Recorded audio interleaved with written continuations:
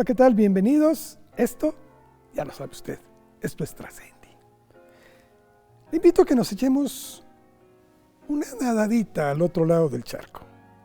Vamos con un hombre que es muy interesante, un psicólogo muy reconocido en Europa, que ha dedicado su vida a tratar de encontrarle la cuadratura a la existencia del ser humano. Un hombre práctico, un hombre sencillo, un hombre que nos enseña que muchas de las cosas, para superarlas, a veces es más fácil de lo que nosotros mismos pensamos que sucedería. Él se llama Tomás Navarro, es conferencista, psicoterapeuta, ha escrito alrededor de unos 6 libros, pero con sus consejos prácticos nos ayuda a superar los momentos que son difíciles y que son inherentes a la existencia del ser humano. ¿Nos acompaña con él? Estoy seguro, esta entrevista no tiene desperdicio. Vamos pues con Tomás Navarro. Tomás, muy buen día. Gracias por aceptar esta entrevista del otro lado del charco. Nos encanta poder platicar contigo. Muchas gracias a vosotros por la invitación, que a pesar de estar tan lejos os siento tan cerca, así que encantadísimo de poder charlar un rato.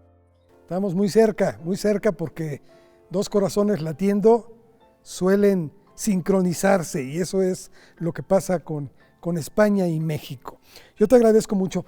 Tomás, eres un psicólogo muy reconocido en Europa, eres conferencista, eres psicoterapeuta, eres autor de varios libros, pero sobre todo eres un enamorado de las personas, de lo que sienten, de lo que piensan y de lo que realizan. Por eso es que yo te pediría, antes de empezar a hablar de todos estos temas que vaya que son complejos, pudiéramos tratar de conocer primero al ser humano, a Tomás Navarro. Me das la oportunidad de conocer un poco de ti, porque me llama mucho la atención que eras un niño, según tú mismo lo has descrito, un niño, digámoslo así, un poco inquieto. El hogar en el que creciste, ¿puedes hablarnos un poco de tus inicios para pasar después a estos otros temas? Mira, Carlos, me encanta mucho el eufemismo que has utilizado de inquieto. Yo siempre he dicho que yo era todo, o sea, disruptivo, disléxico, discalcúlico, disgráfico, todo, o sea, lo tenía todo. Y precisamente en un momento dado, uno de mis profesores me dijo: oye, Tomás, yo creo que tú eres una persona que eres muy inquieta, muy curiosa, con mucha energía, hay que darle canal a esta energía. Y esto fue una revelación que me cambió completamente la vida, porque pasé de no entender nada a entender algo. Y ese entender algo, pues me liberó ya no era un niño vago, no era un niño que no se esforzaba, no era un niño inteligente pero que no quiere estudiar, sino que entendía que había veces en las que había un Tomás normal y un Tomás pasado de vueltas, nervioso, que le costaba concentrarse, estarse sentado, etc. Y yo creo que ese fue el inicio de mi enamoramiento con la conducta humana. A partir de aquí, pues bueno, cambiaron muchas cosas, saqué mejores notas, me concentraba mejor, empecé a hacer actividades y yo creo que aquí empezó el proceso de autoconocimiento y de transformación que mucha gente dice: mira, a los 40, yo creo que empezó con 12, 10 o 12 o 13 de años voy a tener. No, mira, 14 tenía exactamente, 14 años. Empezó ahí y me di cuenta de que todo esto que aprendí, que me fue tan bien, si era capaz de transmitirlo a más personas, pues podía estar ayudando a que mucha gente se ahorrara sufrimientos, lágrimas, ansiedad, nervios, etc. Aparte de eso, pues soy lo que ves, Carlos, un hombre muy sencillo que vive en la montaña, rodeado de caballos y vacas, que intenta hacer que su vida tenga sentido y pues que un par de veces al año reviso si lo que hago me gusta o no. ¿Qué no me gusta? Pues miro de cambiar. ¿Lo que me gusta? Pues lo mantengo. ¿Qué es lo que me gusta? Pues trabajar con personas y vivir en la montaña y la nieve especialmente. Y son pues las 3 cosas que dan sentido a mi vida, más la familia, ¿eh? ¿Qué te puedo contar? No hay nada especial, no hay especial glamour, no, a veces uno espera ya con libros en 140 países. Bueno, yo solo escribo y la gente le parece interesante y piden traducciones, ni más ni menos. No hay nada especial. De hecho, un mortal más como cualquier otro, ¿eh? A veces con una posición privilegiada por mi trabajo, que puedo conocer a mucha gente, pero vamos, completamente normal, hago lo que hace la gente normal, voy a comprar al supermercado, salgo a hacer deporte y estoy con mi familia todo el tiempo que puedo. Tomás, pero en ese ambiente que nos platicas, en el cual creces, en el cual vives, tan idílico, diría yo, tan alejado aparentemente de toda esta vorágine en la que se encuentra el ser humano, decides encaminarte al tema, yo creo que es más fascinante que existe, pero también el más complejo, que es el conocer al ser humano, sus motivaciones y sus reacciones, que a veces no sabemos ni dónde estamos parados y no sabemos ni qué hacer y andamos, aquí en México decimos, como tusa loca, ¿no? De un lado para otro. Bien. Sí, mira, llámame inquieto o llámame masoquista, ¿eh? Pero es mi pasión, es mi pasión. De la misma manera que a veces lo explico y salvando las diferencias, tampoco no quiero que suene pedante, ¿no? Pero cuando uno ve a Messi, no lo ve jugando forzado, no lo ve con dificultad, ¿no? O cuando uno ve a Federer, no lo ve jugando al tenis con dificultad, sino que es como una bailarina por la pista. Yo no le encuentro esa dificultad. Es decir, imagínate, mira, hace poquito vi una serie que se llama Gambito de Dama, no sé en México cómo está traducido o Así cómo se está, titula, igual. tal cual. Y hubo una escena que me gustó mucho, que es cuando la protagonista levanta la vista y ve como las jugadas en 3D y dice, ya sé lo que hay. Esto me pasa.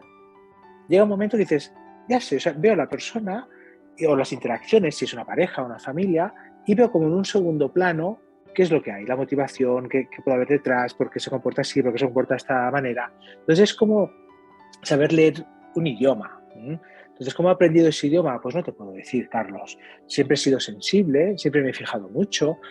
Como estaba en un ambiente que era complicado, pues tenía que ver, ¿no?, las interacciones de a lo mejor de mis padres o de gente mayor, porque a lo mejor me caía un castigo y nada más que veía un cambio en la cara, decía, vale, para, Tomás. Entonces, esa sensibilidad para detectar señales que para mí son muy evidentes, de la misma manera que para una persona que sabe leer español o castellano, leo un libro en castellano y lo entiende perfectamente, pero en inglés no va a entender nada. No sé si le puedo llamar don o talento o simplemente una habilidad que he ido entrenando, pero me resulta súper reforzante y además es estimulante, es como muy sencillo, es como ver ese doble juego, me encanta, o sea, y solucionar ese problema, ¿no? De decir, mira, ¿qué le pasa? ¿Qué hay? Me justo ahora estaba con una sesión de una persona y ha sido una sesión muy complicada pues porque estaba muy nerviosa, muy tensa, muy cansada. Conseguir relajarla, que recupere la perspectiva, analizar y que se lleve 2 o 3 cosas, esto me da la vida, me da la vida. Y es lo que me permite enfocarme tanto que me olvido del resto de cosas. O sea que es completamente enfocado en lo que estoy. Ok, vamos entrando, si me lo permites, a esta complejidad. Y vamos a tratar de descubrir, que tú nos expliques algunas cuestiones que son inherentes al ser humano. Y yo me gustaría empezar esto tratando de entender por qué, si sabemos que esta vida es compleja, que tiene un sinfín de situaciones que no son controlables con nosotros y de que a veces hay que pasar por ciertos procedimientos para aprender la lección. ¿Por qué el ser humano insiste en querer verlo todo en un color de rosa? En un mundo en donde todo es perfecto, dejando de lado las imperfecciones. ¿Cómo es esto? ¿Por qué lo hacemos? Mira, crecemos y nos educamos con retales de realidad que muchas veces son artificiales. Y ya no sabemos qué es real y qué no es real. De hecho, la misma educación que recibimos nos prepara como para un mundo de fantasía, Disney, y luego, claro, apareces en ese mundo y no tiene nada que ver con lo que te han enseñado. Y lo más complicado es que no estás preparado para vivir en ese mundo. De ahí las tasas que tenemos de depresión, de ansiedad, etcétera. Claro, yo creo que hace falta de manera imperiosa una revisión profunda del sistema educativo para enseñarnos a tomar decisiones, por ejemplo, que esto es una cosa que necesitamos, o para convivir con la adversidad, con el desengaño, con la traición, para saber identificar las mentiras, para saber que hay gente que es encantadora, absolutamente encantadora, pero en el lado contrario hay gente que es perversa y vamos, tóxica y maligna y que si puede hacerte daño te lo va a hacer, en vez de creer que todo el mundo es bueno. Y esas habilidades y competencias que necesitamos para convivir en un mundo que es exigente, no nos las enseñan. Y a veces decimos, bueno, lo aprenderás de la experiencia. Depende, porque la experiencia tiene muchas lecciones, pero cada uno escoge la que buenamente puede. Primero. Segundo, cuando estamos sufriendo, quizás no es el mejor momento para analizar de manera cognitiva y objetiva qué es lo que está pasando. Fíjate, Carlos, cuántas veces nos culpamos de cosas que no tenemos la culpa. Yo he escuchado pacientes decir, no, mi marido solo me pegaba cuando yo lo provocaba, lógicamente. Y dices, a ver, vamos a analizar. Ni que lo provocaras, tendría que pegarte. ¿Y qué es la provocación? La provocación es que pues él quería para cenar tortilla y yo le hice huevo. No, eso no es una provocación para desatar una conducta así. Entonces, claro, no tenemos herramientas para convivir con el mundo intenso que tenemos hoy en día. Entonces, ¿qué hacemos? Nos construimos escenarios, nos facilitan una tecnología increíble para construir escenarios, sea con ropa, con marcas, con coches, con carros, con lo que sea, y tú como que vas viviendo ese escenario, pero de repente ese escenario no lo puedes aguantar más, porque hay una crisis, has perdido el trabajo y no tienes poder adquisitivo, porque has tenido un cáncer y de repente dices, ahí va, me cambian todas las prioridades, porque tu pareja te ha dejado y te ha dejado después de estar con 6 personas más y se te cae todo el mundo, y ahí esto cuesta mucho de remontar, ¿eh? Entonces hace falta que revisemos nuestro sistema educativo y que demos herramientas para la vida real. Y la vida real es preciosa, pero imperfecta y dura. Y tenemos que estar preparados para disfrutar de los aspectos más bonitos y gestionar los aspectos más duros. Esto implica que tenemos que fortalecernos, tenemos que aprender a fortalecer y esto me lleva a lo siguiente, Tomás. El mundo trata permanentemente, la sociedad en general, trata de descalificarnos, de ponernos como un número más. Nos borra la individualidad, o por lo menos lo pretende. Esto significa que tendríamos que estar trabajando más en la autoestima, en la fortaleza de nuestras facultades.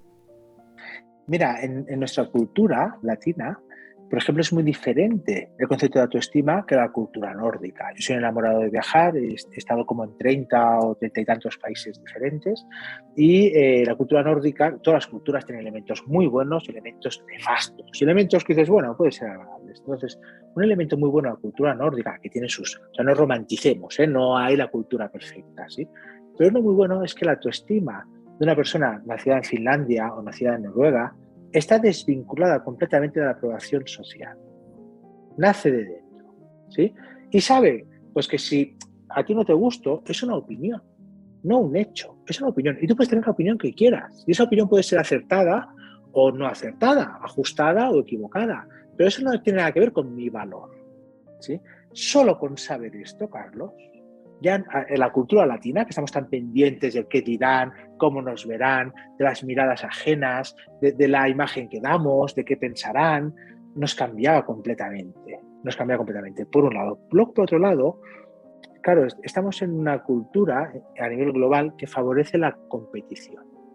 La competición rompe una motivación universal, que es la motivación de afiliación. A mí me importa lo que hay. Entonces, para competir, a veces gana el más fuerte, pero a veces gana el que es capaz de hacer sentir sin competencias al resto. Y esto hay una manera directa para hacerlo, que es con inseguridad. Inseguridad es baja autoestima, ¿sí? Entonces, no hay ningún mecanismo de control mejor que la inseguridad. Y el miedo, la culpa. Estaríamos entre inseguridad, miedo y culpa. Son los 3 mecanismos de control de masas o de individuos favoritos por todas las culturas, ¿sí? Entonces, claro, tenemos una autoestima que es muy frágil y además nos comparamos con retales de realidad que vemos en Instagram, que tiene filtros, que tiene retoques, que es extraordinario. Pero claro, yo, pues uno de los hashtags que sigo es México, porque me encanta, y solo que veo gente bañándose en cenotes, en Cancún, visitando una pirámide, alucinando, en el Día de Muertos, o sea, con muchas cosas diferentes, ¿no? Y dices, bueno, o sea, aquí todo el mundo se lo pasa bomba en México. Dices, bueno, no, hay otras realidades. Pero si no hago este proceso de análisis, mi única realidad son los inputs que veo en redes sociales. Y estos inputs no suelen ser la realidad, sino una representación de la realidad. Entonces sí, la autoestima es básica, tenerla bien y trabajarla. Y de hecho, en todos mis libros siempre hablo de autoestima. Diferentes aproximaciones, pero siempre hablo de autoestima. Ok. Tomás, nos hablabas de la forma de ver la vida, y estamos en Occidente, o sea, de lo que son, por ejemplo, los países nórdicos y lo que es Latinoamérica. Y esto todavía es más fuerte cuando hablamos de Oriente y de Occidente. O sea, la forma de concebir la vida y de reaccionar ante cualquier situación es diferente. A mí me llama mucho la atención que, no obstante estas diferencias, las técnicas pueden ser aplicables en cualquiera de los dos mundos. Y tú, como terapeuta, ocupas muchas técnicas que son surgidas en Oriente, en Japón, muchas de ellas. ¿Por qué las ocupas aquí y cómo te ha ido en su aplicación en nuestro entorno? Mira, te voy a hablar concretamente de una, que es Kintsukuroi, el arte de curar heridas emocionales, que es uno de los libros que tengo en México. En México tengo 2 libros, que es, de los 6 que tengo, 2 se encuentran en México fácilmente y el resto con alguna dificultad. Uno es este y el otro es Fortaleza Emocional. Me llegan personas que me dicen, Tomás, me han roto el corazón. ¿Sí? Y es como muy visual, Te he comentado antes como gambito de dama que yo veo el corazón roto, ¿no? Y digo, vamos a recomponerlo. Y ya cojo la pieza. El odio lo dejamos, no queremos odio. La compasión, no podemos perder la compasión. La ilusión, no podemos perder la ilusión, ¿no? Lo vamos recomponiendo. Y por otro lado, me encanta estudiar culturas y estudio muchas, no solo la japonesa, pero hay un concepto que es el de Kintsukuroi, que es el de, está relacionado con la cerámica, con las vasijas, que cuando se rompe algo, un maestro de Kintsukuroi lo que hace es repararlo, pero las uniones las subraya con oro. Y entonces puede ser chocante, ¿no? Que dices, hombre, esto estaba roto. Pero lo que te está diciendo es que se ha roto por usarlo, que eso es fantástico. Si tienes una vitrina con un juego de té precioso, pero no lo sacas nunca de la vitrina, eso no es vida.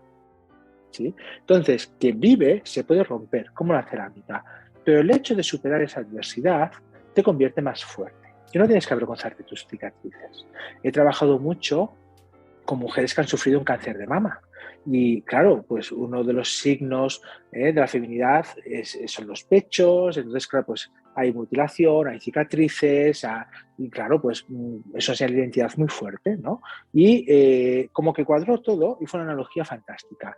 Hay técnicas y analogías que nos resultan inspiradoras. Necesitamos ver. Y yo me gusta mucho trabajar con analogías. Si yo te digo, Carlos, que tengo un jardín muy grande, no te haces una idea de cuánto es. Si te digo que mi jardín es como un campo de fútbol, ya te has hecho una idea de cómo es. Por eso, el mero hecho de tener analogías, sean japonesas o nórdicas o latinas, que nos puedan ayudar, nos permiten tomar conciencia y utilizar esa herramienta. Entonces, tengo 2 libros que van sobre Japón y tengo un tercero a medias que ya veremos cuando lo acabo de publicar. Y bueno, elementos de diferentes culturas, pero los voy utilizando tal cual resulten de utilidad para mis lectores. ¿Y cómo reaccionan las personas ante estos ejemplos que parecieran lejanos, pero que estamos unidos por nuestra forma de ser y de pensar? Mira, pues muy bien, porque primero nos gusta aprender cosas nuevas.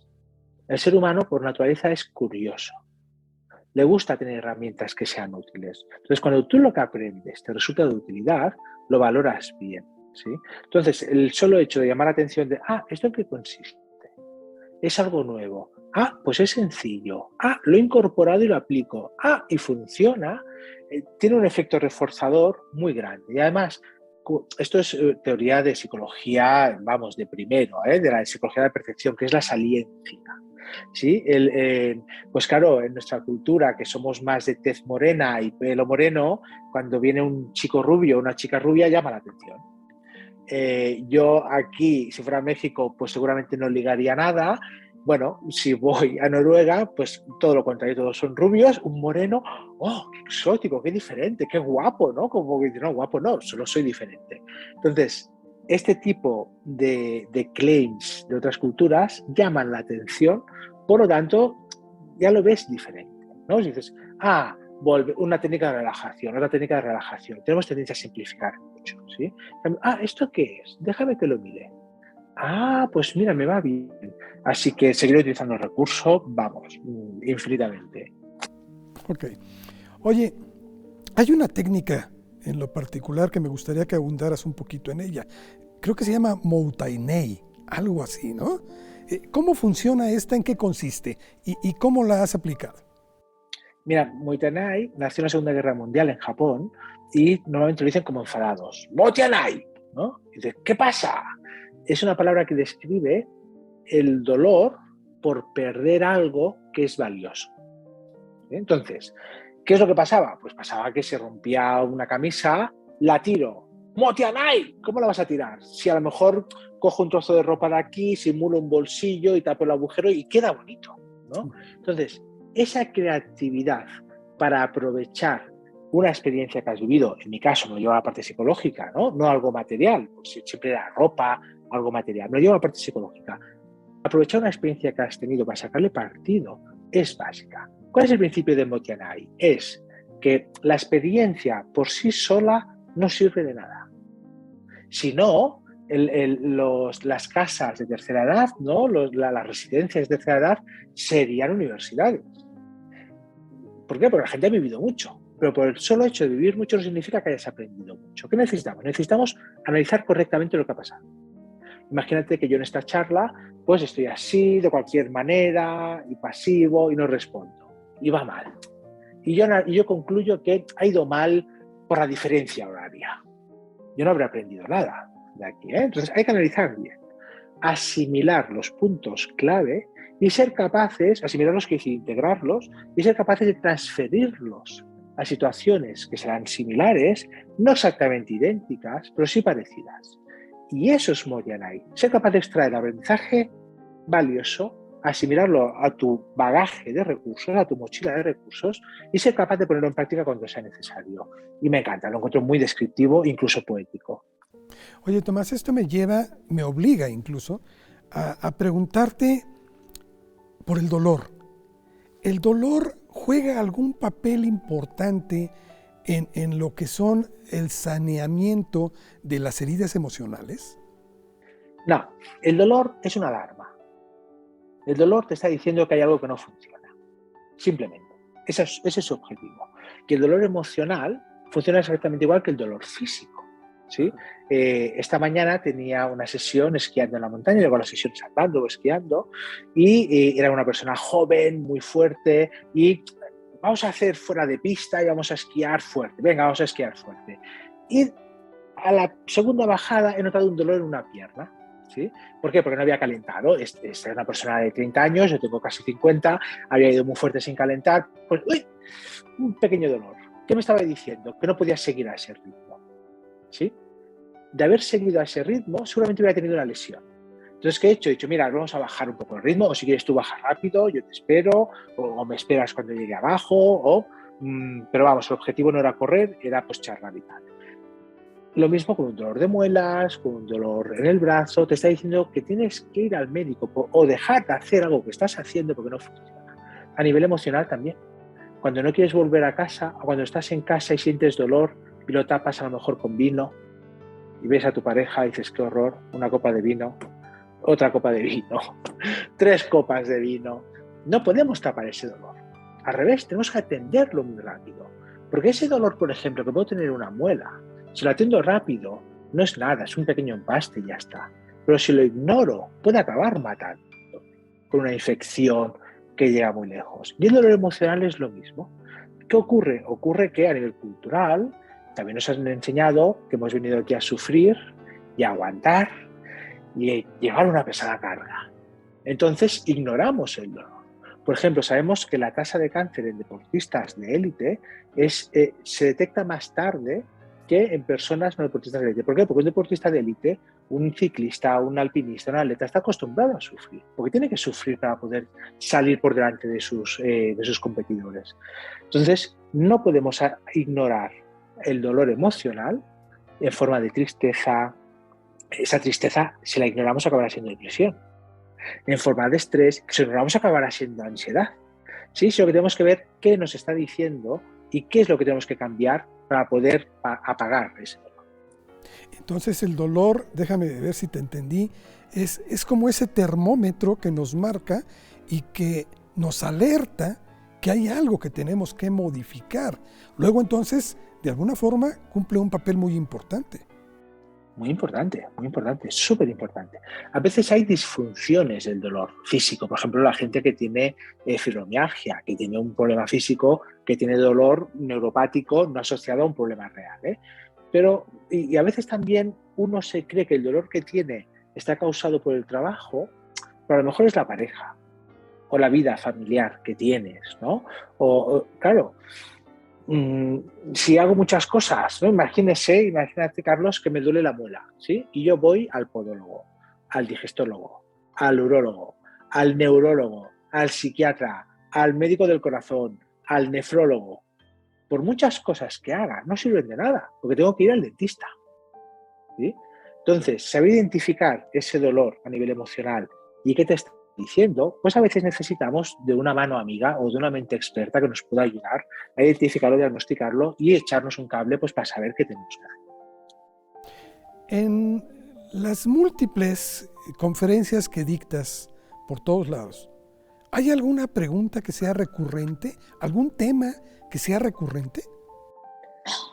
Hay muchos. De hecho, hay como 3 grandes grupos de preocupaciones, que son la pareja, si tengo pareja, si no encuentro pareja, si mi pareja no comparto nada, o si sigue el amor, tema de hijos y educación, lo estoy haciendo bien, lo estoy haciendo mal, qué he hecho mal con mis hijos, y luego el tema del trabajo, ¿sí? Yo tengo un trabajo que no me gusta, no me motiva, me tengo que resignar, puedo tomar control de mi vida, y luego hay una que sí que siempre es como universal, que es, no es una pregunta, es un comentario, que es la gente no es consciente de que puede hacer muchas más cosas de las que hace. Hay veces que nuestro contexto, nuestra casuística, no podemos hacer más, pero tenemos capacidad de decisión y muchas veces lo único que requiere es valor. Yo el otro día hablaba con una persona y me decía, claro, hombre, si tienes suerte en la vida, le decía, mira, yo nací en un barrio de extrarradio, de una ciudad de extrarradio, de una zona metropolitana. Me he tenido que pagar los estudios, he trabajado de 25.000 cosas diferentes para pagarme la carrera, desde monitor de rafting hasta hacer inventarios, incluso de Yeti, disfrazado de Yeti, o haciendo pastas, bollería. Entonces, bueno, si tienes valor, si tienes prioridades y enfocas tu energía, siempre puedes mejorar y tener una vida más bonita. Si partes de aquí, aquí. Si partes de aquí, aquí. Pero una última reflexión, Carlos. Fíjate, y seguro que estás de acuerdo conmigo, en que seguro que ambos dos conocemos gente muy inteligente, pero muy inteligente, con muchos recursos sociales, económicos, etcétera, que no tiene una vida bonita. Entonces dices, bueno, es de donde partes, los recursos que tienes, hay más cosas. Entonces, podemos hacer más cosas de las que creemos para tener una vida bonita. ¿Habría algún reto de retos? O sea, para el ser humano, tenemos muchas metas y hay planteamientos en el corto, en el mediano y en el largo plazo. Pero ¿dirías tú que hay algún reto mayor que es el que el ser humano busca en su vida? Mira, yo tengo clarísimo que deberíamos asumir el reto de vivir una vida con sentido para nosotros. A veces vivimos una vida con sentido para nuestros padres. Luego llegan los 40 años, nos da la crisis de los 40, nos fugamos a la India con nuestra monitora de yoga y lo dejamos todo. ¿Qué es lo que ha pasado? Pues que has vivido una vida sin sentido. A lo mejor tú creías que tenía sentido, o a lo mejor estaba muy bien diseñada, era un producto perfecto de diseño de tus padres o de lo que tú creías que tenías que hacer. No vamos a culpar siempre a los padres, ¿sí? Pero lo que sí que tengo claro es que la gente que está más satisfecha con su vida y que si podemos hablar de felicidad, que es una cosa muy compleja, ¿no? Prefiero hablar de alegrías, ¿no? Que tiene un mayor índice de alegría y de satisfacción, es la gente que ha vivido una vida con sentido para ellos. Y esto también pasa por asumir de que todos son etapas y que quizás algo que tuvo sentido para ti en un momento dado dejó de tenerlo en otro momento. Y tienes que ser capaz de detectarlo y imprimir un giro pues, para que tu vida siga teniendo sentido. Esto quiere decir como lo que, volviendo a lo que hablábamos hace rato de la autoestima, vivimos más, Tomás, vivimos más para complacer a otros que por aprender a complacernos a nosotros mismos. Pues que fíjate, Carlos, la de dinero que nos gastamos en complacer a otras personas, que en realidad no les importa cómo estamos. Y la de tiempo que perdemos para complacer a otras personas que no les importa. Mira, yo pongo un ejemplo que es muy habitual. A veces me encuentro pues con una persona que tiene un jefe tóxico o un padre tóxico o un hermano tóxico, ¿no? Y dices, no, para que no se enfade no hago esto o no hago lo otro o sacrifico mi juventud y tal. Y yo siempre les digo lo mismo, no.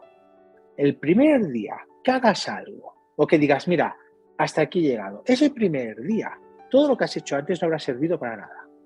Por lo tanto, ahórrate todo. No intentes vivir para complacer continuamente a tu madre, a tu padre, a tu jefe y demás, sino que de entrada esto es lo que hay. ¿Por qué? Pues porque si no le interesa y se enfada y se enfada contigo y no quiere verte, incluso te deshereda o te repudia, como mínimo te habrás ahorrado 1, 2, 3, 4 o 20 años para intentar complacer a una bestia que nunca se va a saciar, ¿sí? Y como vas a acabar así, porque no podrás mantenerlo para toda la vida, pues te ahorras esos 20 o 2 o 3 años. Oye, Tomás, el ser humano tiene o es proclive, tiene la tendencia a tratar de dejar algo, de dejar una huella de lo que nosotros ocupamos en este programa siempre, trascender. Para ti, este término, ¿qué significa y cuál es realmente la importancia que debería de tener en la vida cotidiana?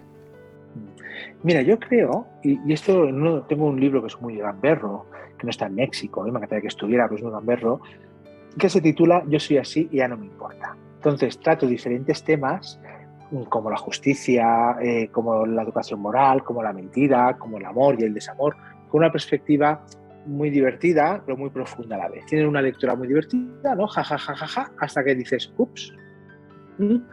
Entonces, dedico un capítulo al trascender. Y mi reflexión es de que nuestra vida va a ser tan irrelevante. El mejor tenista del mundo ahora mismo, que es Rafa Nadal, ¿sí? De aquí 10 años o 5 años, nadie lo va a conocer. De nuestra quinta, a lo mejor era Agassi. Pregúntale a cualquier chico de 20 años quién era Agassi.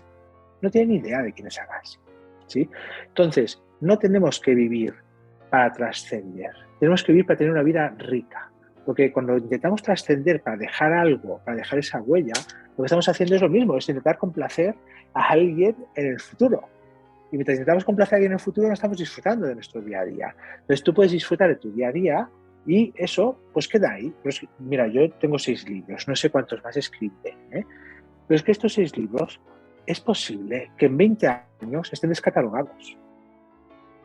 Entonces, claro, me muero tranquilo porque dejo un legado de literatura de 6 libros. Es que es posible que se descataloguen porque simplemente una persona, así de sencillo, los ha plagiado, actualizado y ya no tiene sentido lo que yo explicaba, porque hay otro que lo explica pues adaptado a los tiempos que corren, ¿sí? Entonces, céntrate en el presente y en hacer cosas que para ti tengan sentido y que te llenen la vida. Y si eso supone una huella que puede ayudar a otras personas, pues fantástico.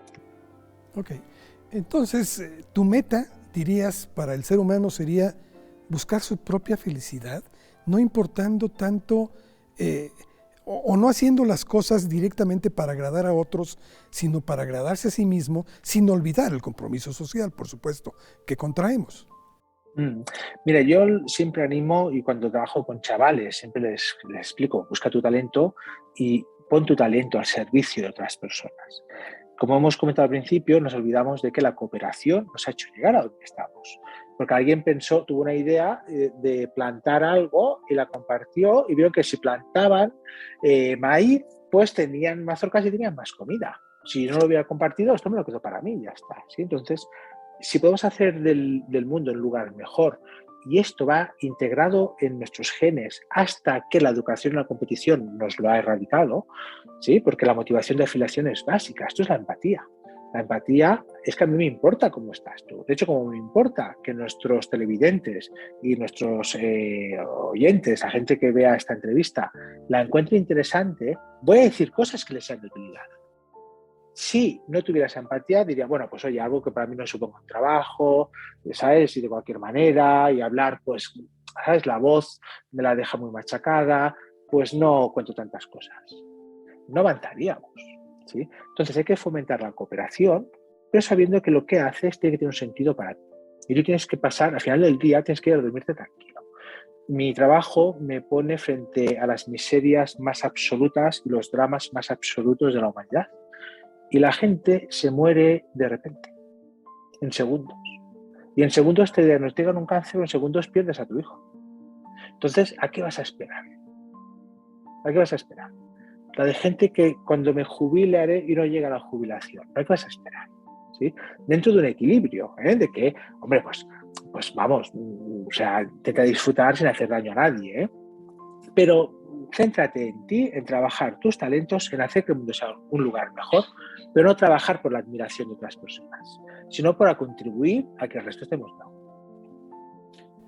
Tomás, muy aleccionador todo lo que nos dices. ¿Algo que desees agregar? Pues no sé, podríamos estar aquí 3 horas más hablando. Claro. No, simplemente enviar un saludo a todo el pueblo mexicano, que como he comentado antes, nos tiene enamorados, a todo el conjunto familiar, y de animar a que tomemos conciencia, ¿sí?, de que podemos hacer más cosas de las que realmente hacemos. Que nos planteemos una pregunta que yo utilizo mucho, que es el ¿y si? ¿Y si pudiera escribir un libro? Pues mira, ya llevo unos cuantos. ¿Y si encontrara un trabajo que estuviera mejor y no volviera a casa de mal humor? Pues mira, a lo mejor puedes planteártelo. ¿Y si pudiera imprimir un giro en mi relación de pareja, pues para que sea más satisfactoria para todos? Pues puedes planteártelo. Entonces, que adopten la vida con un sentido y el ¿y si? Para expandir las posibilidades, para no limitar sus posibilidades. Te agradezco mucho, Tomás. De veras, ha sido un privilegio poder platicar contigo.